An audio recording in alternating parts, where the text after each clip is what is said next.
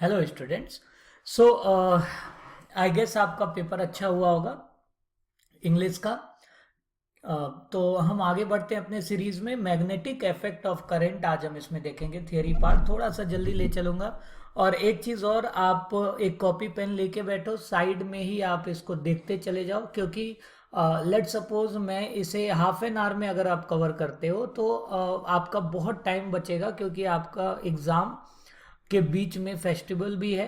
ठीक है, तो थोड़ा सा आप यहाँ पे कॉपी पेन लेके इसे वॉच करो।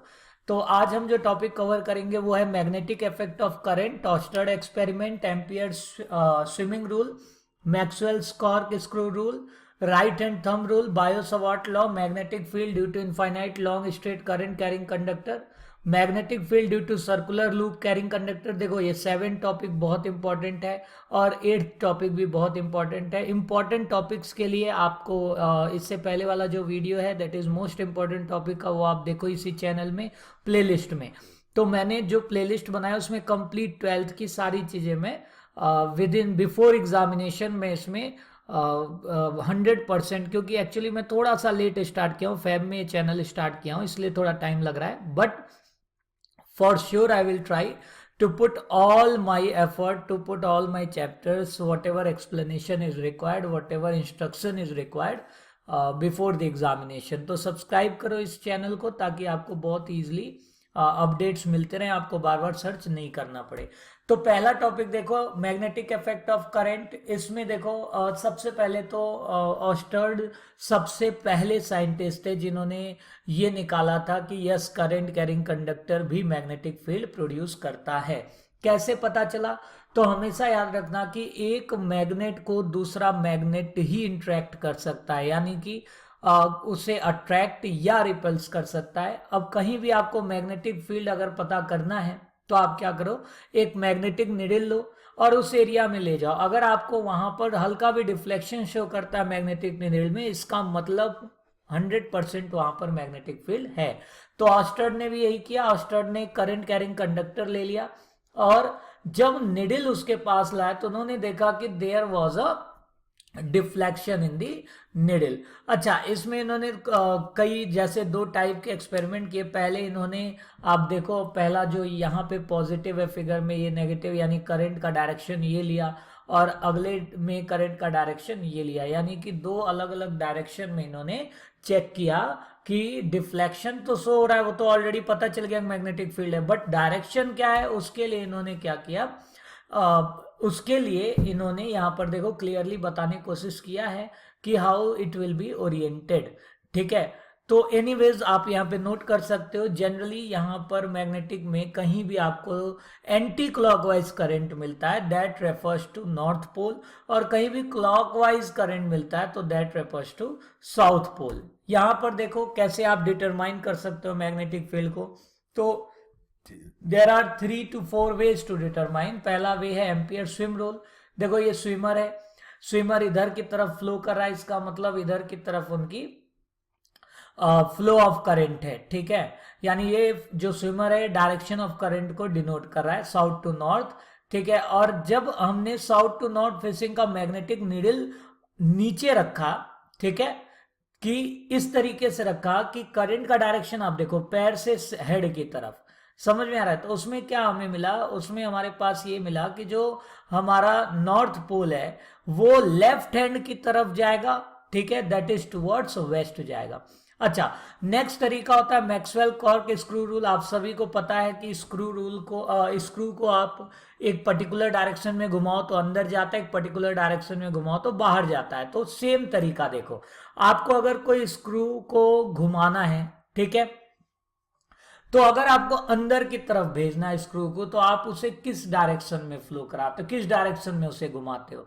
तो आप घुमाते हो उसे क्लॉकवाइज डायरेक्शन में। ठीक है, देखो सॉरी, एंटी क्लॉकवाइज डायरेक्शन में। आप यहाँ पे चेक करो, एंटी क्लॉकवाइज डायरेक्शन से आपका ये जो आई है वो क्या बता रहा है, बाहर। यहाँ पे थोड़ा सा फिगर पे मत जाना, ये एक्चुअली 2D फिगर है। ठीक है, तो आप इसे प्रैक्टिकली देख लो। अगर आप कोई चीज को घुमाते हो, ठीक है, तो आप देखो उसका जो डायरेक्शन, इसके लिए आप एक काम करो, इसके लिए बेस्ट वे है ये वाला तरीका, राइट हैंड थंब रूल। आप एक काम करो, अपना राइट हैंड लो, ठीक है, उसको फोल्ड कर दो, अब आप जब फोल्ड करोगे तो आप देखो आपका जो थंब है वो करंट का डायरेक्शन बता रहा है, और जो उंगलियां हैं, उंगली का जो नेल्स है उसे आप एरो मार्क लगा लो। तो राइट हैंड को आप अगर टेबल पे रखोगे तो आप देखो एंटी क्लॉकवाइज दिख रहा है, जो उंगलियों का डायरेक्शन क्या है, एंटी क्लॉकवाइज। एंटी क्लॉकवाइज से जब भी एंटी क्लॉकवाइज करंट होगा या कभी भी एंटी वैसी वर्षा चलेंगे, अगर आपका करंट ऊपर की तरफ है, थंब की तरफ है, तो आप देखो मैग्नेटिक फील्ड कैसा दिखा रहा है, एंटी क्लॉकवाइज डायरेक्शन की तरह। और इसी को अगर आप उल्टा कर दो तो आप देखो थंब, अब डेस्क से उल्टा कर दो, अब देखो थंब अंदर की तरफ जा रहा है, और अब नेल का डायरेक्शन देखो इट इज क्लॉकवाइज डायरेक्शन। ठीक है, तो इसे कर्ल रूल या राइट हैंड थंब रूल भी करते हैं। अगला इंपॉर्टेंट टॉपिक है Biot Savart law. Biot Savart law actual में इन्होंने क्या किया, एक इनफाइनाइट लेंथ का कंडक्टर ले लिया जिसमें बहुत छोटा सा पार्टिकल ले लिया डीएल। ठीक है, बहुत छोटा सा इसमें पार्टिकल ले लिया आपके पास डीएल, और एक मिनट, ठीक है। तो इसमें इन्होंने क्या किया, मान लिया हमने मैग्नेटिक फील्ड निकालने स्मॉल डीवी, तो इन्होंने बताया कि DV is directly proportional to I, question 1, DV is directly proportional to DL. जितना ज्यादा लेंथ होगा ऑब्वियस सी बात है उतना ज्यादा मैग्नेटिक फील्ड क्रिएट होगा। जितना ज्यादा ये एंगल, एंगल यहां पर आप ध्यान दो, एंगल का क्या है, एक्चुअल में आप कोई भी पेन ले लो, उस पेन के अलोंग करंट फ्लो कर रहा है, तो जो मैग्नेटिक फील्ड है ना वो अराउंड होता है, यानी पेन के ऊपर गए तो इलेक्ट्रिक फील्ड आ जाएगा, वहां मैग्नेटिक फील्ड जीरो हो जाता है। लेकिन पेन के अराउंड अगर आप अपना हाथ घुमाते हो, ठीक है, तो वो आपका मैग्नेटिक फील्ड दिखाएगा। तो सिंस ये इस पर नहीं लाई कर रहा है, इसके अराउंड लाई कर रहा है, तो हमें एक पॉइंट लेना पड़ेगा जो कि एंगल डिपेंडेंस दिखाए।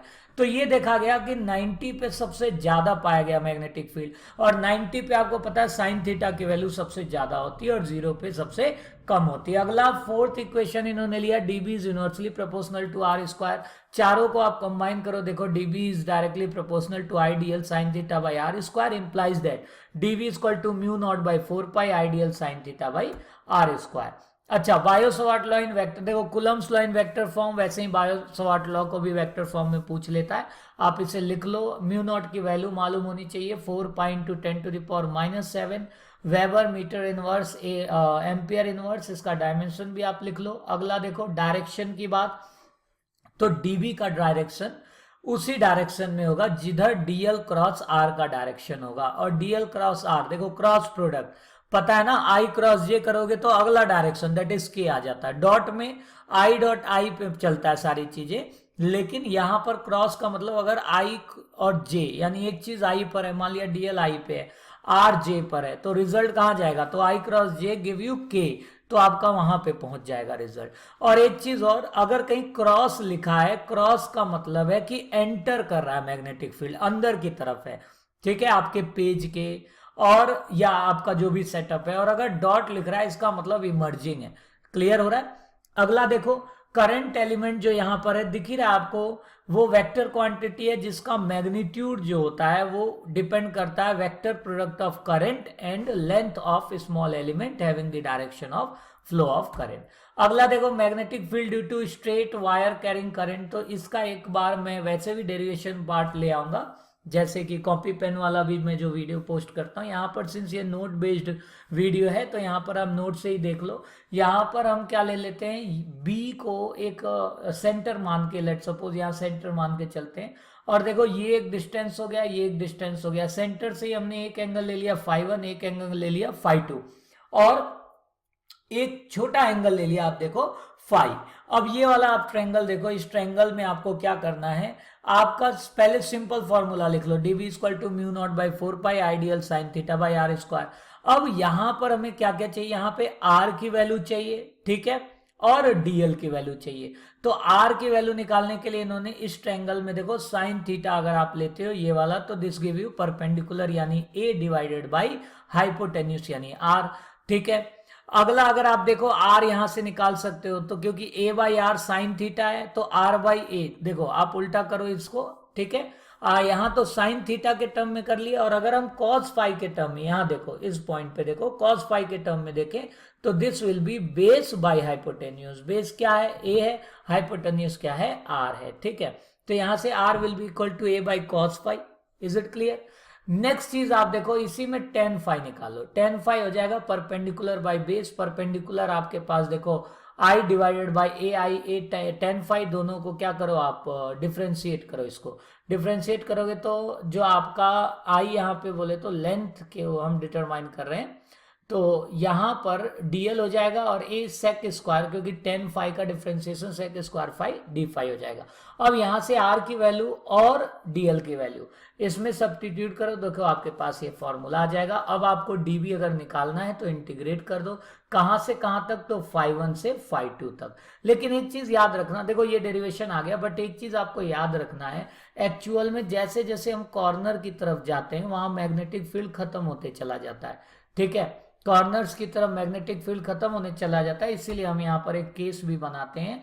केस ये होता है कि जब हमारा स्ट्रेट वायर इनफाइनाइटली बड़ा हो तो phi 1 phi 2 somewhat pi by 2 के इक्वल आ जाएगा, और वो वैल्यू याद रख लो, तो ये हमारी वैल्यू आ जाएगी b equal to mu naught 2 I by 4 pi. एक चीज आपको याद रखनी है 100%, ये इंपॉर्टेंट फॉर्मूला है, ठीक है, और ये बहुत बार पूछता है, और इसका एक बार ये ग्राफ देख लीजिए, ठीक है, यानी सेंटर की तरफ मैक्सिमम है, जैसे जैसे अभी मैं बता रहा था कॉर्नर की तरफ खत्म सा हो जाता है, मिनिमम हो जाता है, तो आप जैसे जैसे ए या मतलब प्लस ए या माइनस ए की तरफ बढ़ोगे, दोनों जगह मैग्नेटिक फील्ड डाउन जाएगी और सबसे ज्यादा मैक्सिमम बी पर होगा, सेंटर की तरफ होगा।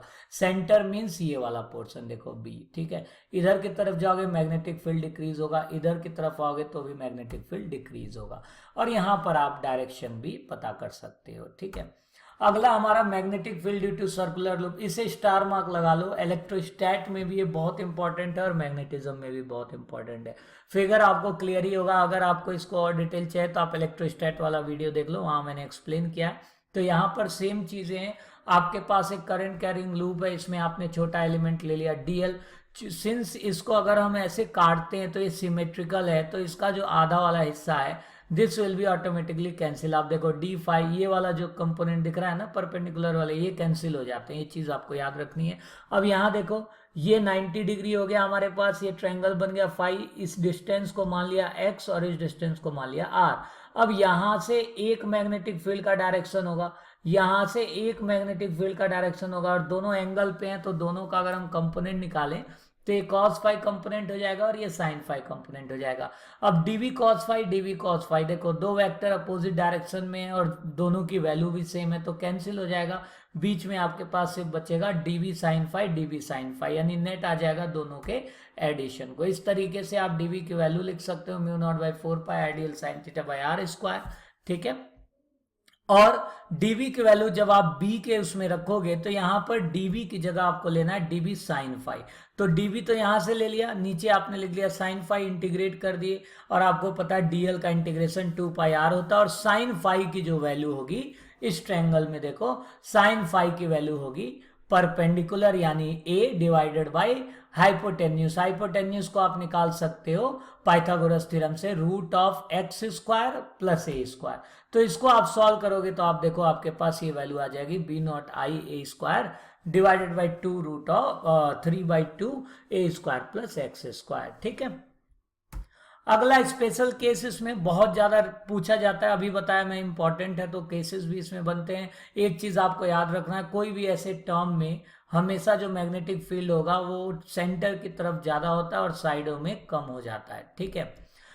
यही सोलोनाइड में भी होता है, आप देखना आगे ग्राफ। अब इसमें स्पेशल केस है, मान लिया ये जो x है, ये जो x लिए हो आप, x यहाँ पर हो यानी x a के बराबर हो या x 0 पे हो, इस तरीके से केस हम बना सकते हैं। देखो अगर x 0 हो, ठीक है, यानी आप देखो ये x 0 हो जाएगा, सेंटर आ जाएगा, सेंटर पे जो वैल्यू आएगी वो आ जाएगी mu not I by 2a, ठीक है।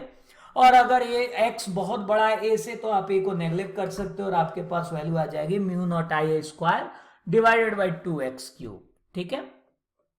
अगला है हमारे पास डायरेक्शन, ये देखो ध्यान दो, ये हमारा b दैट इज हमारे पास देखो ये मैग्नेटिक फील्ड बता रहा है, ये देखिए ये एक डायरेक्शन हो गया हमारे पास करंट का, कैसा है ये, आप देखो ये एंटी क्लॉकवाइज है, ये कैसा है क्लॉकवाइज। अभी मैंने बताया था एंटी क्लॉकवाइज मतलब नॉर्थ पोल, क्लॉकवाइज मतलब साउथ पोल। तो अगर आपके पास ये आ जाता है बनाने के लिए 1 मार्क्स में या 2 मार्क्स में, कि construct the magnetic field region या show the magnetic field region due to straight conductor या करंट कैरिंग सर्कुलर लूप। तो देखो ये वाला हिस्सा बाहर की तरफ जा रहा है, यानी जिधर जा रहा है साउथ, जिधर से निकला वो नॉर्थ है। आपको मालूम होगा मैग्नेटिक फील्ड की कैरेक्टरिस्टिक, हम आगे भी डिस्कस करेंगे। ये देखिए यहाँ पर ये क्या है, यहाँ पर ये एंटी क्लॉकवाइज है यानी नॉर्थ, यहाँ पर क्लॉकवाइज है यानी साउथ। ठीक है, अगला देखो सेंटर ऑफ लूप पे, ये भी एक तरीका है, यहाँ से भी आप इसे इंटीग्रेट करके सॉल्व कर सकते हो, बट कोई एक तरीका ओके है। ये सिंस थोड़ा सा बड़ा हो जाएगा डेरिवेशन, तो आप ये थोड़ा सा स्मॉलर वे में भी इसको कर सकते हो। अगला again important topic, magnetic field due to solenoid. ये देखिए सोलोनाइड का जब मैग्नेटिक फील्ड निकालते हैं, एक चीज आपको याद रखना है, देखो यहाँ पे टिप, कि जब भी हम एंड की तरफ देखेंगे तो जो कॉइल एंटर करा, अगर करंट एंटी क्लॉकवाइज है, तो अभी इससे पहले वाले भी वीडियो में बताया था, anti clockwise means north pole, clockwise means south pole. ठीक है, तो यहां स्टार्ट करते हैं। हमारे पास देखो magnetic field due to solenoid, आपने देखा कि किस तरीके से यहाँ पे बनता है। आप यहाँ पर एक और हमारे पास है एम्पियर सर्किटल लॉ, वहां से भी आप डेरिवेशन कर सकते हो, तो उसे हम अगले वीडियो में इंक्लूड करते हैं। नेक्स्ट हम जो देखने वाले हैं, हम देखने वाले हैं 1 to 11 टॉपिक। ठीक है, और उसमें फिर हम आगे देखेंगे। तो थैंक्स फॉर वॉचिंग, और कंटिन्यू रखो इसे वॉच करना। अगला वीडियो मैं अभी भेजता हूँ, क्योंकि मुझे भी बहुत ज़्यादा वर्क करना पड़ेगा, क्योंकि फेब में स्टार्ट हुआ है चैनल, थोड़ा सा काफ़ी लेट में आइडिया आया है मुझे। तो एनीवेज जो नेक्स्ट ईयर के बच्चे आई मीन जो अभी 12th में एंटर करें, उनके लिए सारी चीज़ें प्रोवाइड होंगी। ठीक है, और डिटेल वर्जन में मैं प्रोवाइड करूंगा। अभी मेरा मेन मोटिव है, जो अभी बच्चे बोर्ड का एग्ज़ाम दे रहे हैं, इसीलिए थोड़ा सा मैं कम और वही टॉपिक्स रख रहा हूँ जो बहुत ज़्यादा इंपॉर्टेंट है, जो करना ही करना है। एनीवेज टॉपिक के लिए आप मेन टॉपिक्स जो आपको करना है एग्ज़ाम से पहले, वो मैंने ऑलरेडी अपलोड कर रखे हैं। आप इस चैनल को सब्सक्राइब करो। व्हाट्सएप नंबर भी मैंने दे रखा है, व्हाट्सएप पे आप ग्रुप है, ग्रुप में आप ज्वाइन कर सकते हो। वहाँ पे हमने सभी टीचर्स को मैंने रिक्वेस्ट किया है टीचर्स को कि बच्चों को टाइम दो, तो 7 to 9 PM यानी शाम को आपको कोई भी डाउट हो आप पूछ सकते हो। एनीवेज अगला पेपर फिजिक्स का ही है, तो वहाँ के लिए तो मैं अवेलेबल हुई। थैंक यू और thanks for watching. This is your RK Mishra sir. और सब्सक्राइब करो, शेयर करो, कमेंट करो, लाइक करो अगर ये हेल्पफुल है तो। Thank you.